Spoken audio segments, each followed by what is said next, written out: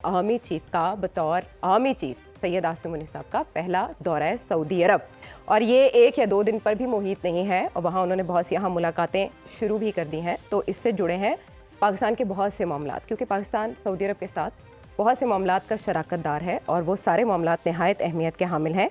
इस सिलसिले में अतर जो पहला सवाल आता है ना, जब कोई आर्मी चीफ कहीं, तो पहला सवाल आता है कि वो क्या इमदाद लेकर आएगा, और ऐसे में जब हम सबसे ज़्यादा ज़रूरतमंद भी हैं, तो आपके ख्याल में प्रायोरिटी तो यही होगी कि सऊदी अरब हमारी मदद कर देगा। इसके अलावा क्या मामलात वहाँ डिस्कस हो सकते हैं? देखें, एक तो सऊदी अरब के साथ हमारे दरीना दिफाई ताल्लुकात हैं। अगर आप 80 की दहाई में भी चले जाएँ, सऊदी अरब की बहुत सारी जो यूनिट्स वगैरह थी, वहाँ पे पाकिस्तान आर्मी जाके सर्व करती रही, उनकी ट्रेनिंग करती रही, और इस वक्त भी वो ट्रेनिंग कर रहे हैं। तो उससे कोई इनकार नहीं किया जा सकता कि जो दिफाई या हमारी अस्करी क़यादत वहाँ पे जाती है, तो दिफाई मामलात भी डिस्कस होते हैं।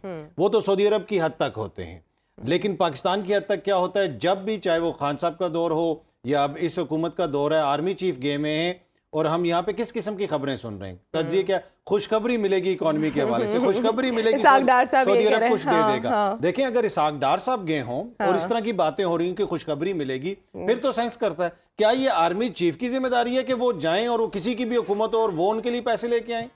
फिर सियासतदान कहते हैं कि जनाब आप इनको सियासत में इन्वॉल्व ना करें, या ये सियासत में इन्वॉल्व होते हैं, ये करते हैं, वो करते हैं, और ये कह रहे हैं कि जी वो ये एपॉलिटिकल भी हो गए हैं। अभी बिलावल साहब भी फरमा रहे थे।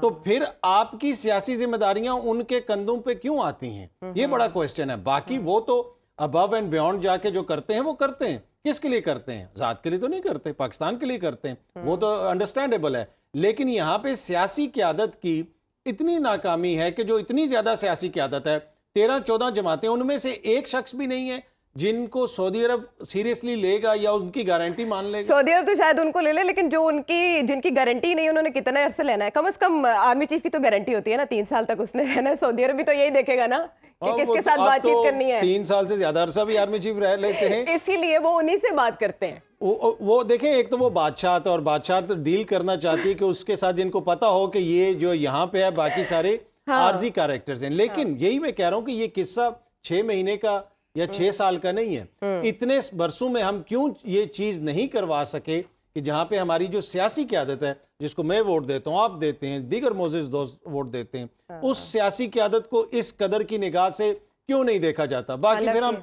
यहाँ पे जमहूरियत की बातें करते रहे और कहें कि बड़ी जमहूरियत है। हालत आपकी जमहूरियत की ये है कि 13-14 जमातों की हुकूमत है, और फिर भी हमारा दोस्त मुल्क कहता है नहीं भाई नहीं, आप नहीं, आप आएंगे तो होगा। तो ये हमारा फेलियर है सियासी एंड कि मुनीर सलाही साहब ने पहले कहा कि एतमाद का वोट लेके हम असेंबली डिसॉल्व कर देंगे, तोड़ देंगे, लेकिन अब परवेज इलाही साहब ये कह रहे हैं कि गैर जिम्मेदाराना बयानात पीटीआई वाले ना दें, इमरान खान साहब के विजन को आगे लेके चल रहे हैं और एतमाद का वोट लेने का इरादा नहीं है। ये तब क्या हुआ जब जावेद लतीफ़ साहब ने रात को एक इंटरव्यू में कहा कि 20 से 25 लोग वोट नहीं देंगे? क्या ये उसके बाद की हलचल पेशरफ्त है? ये देखिए, मुझे लगता है इस तरह के वो कानूनी मामलात की तरफ चीज़ों को लेके जाना चाहते उनकी हैं, ढाल लेना चाहते हैं कि अदालत के अंदर चले जाएं और अदालत के अंदर ये गेम चलती रहे, और जाके अदालत को बताएं कि जी जो गवर्नर साहब का हुक्म है वो गैर कानूनी है। इसमें तकरीबन 3 तो पीटीआई के एमपीएस का नाम आ रहा था कि वो वोट नहीं डालेंगे। आज एक आज़ाद एमपी हैं, उन्होंने कहा है कि मैं चौधरी के साथ हूँ, परवेज इलाही साहब को सपोर्ट करूंगा।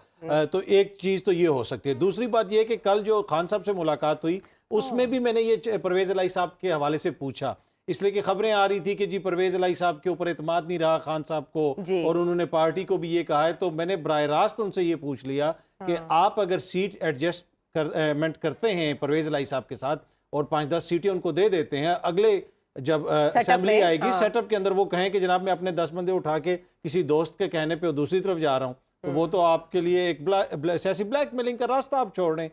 तो खान साहब के एग्जैक्ट वर्ड्स मैं आपको बता रहा हूँ, वो ये कह रहे हैं कि मुश्किल वक्त में वो हमारे साथ खड़ा है। आप जो मर्जी कहें, उसके ऊपर बहुत प्रेशर है, खानदान का भी प्रेशर है, चौधरी शुजात साहब का भी प्रेशर है, दीगर जगहों से भी प्रेशर है। तो आपको ये भी देखना पड़ेगा और आपको ये भी रियलाइज करना पड़ेगा कि वो एक अलग जमात है, तो आपको कुछ तो उनको देना पड़ेगा। तो खान साहब तो कल तक तो वो यही समझ रहे हैं कि परवेज इलाही साहब तमाम तर प्रेशर्स के बावजूद जो है वो मेरे साथ खड़े हैं, और इसी वजह से आज जो परवेज इलाही साहब ने ये कहा है कि पीटीआई वाले अपनी जुबानों को लगाम दें और इमरान खान के विजन को समझें, तो वो ये समझते हैं कि इमरान खान तो अभी भी मुझ पे एतमाद करता है। हाँ, लेकिन जो बात परवेज इलाही साहब ने की थी जनरल बाजवा के हवाले से, इमरान खान साहब उसको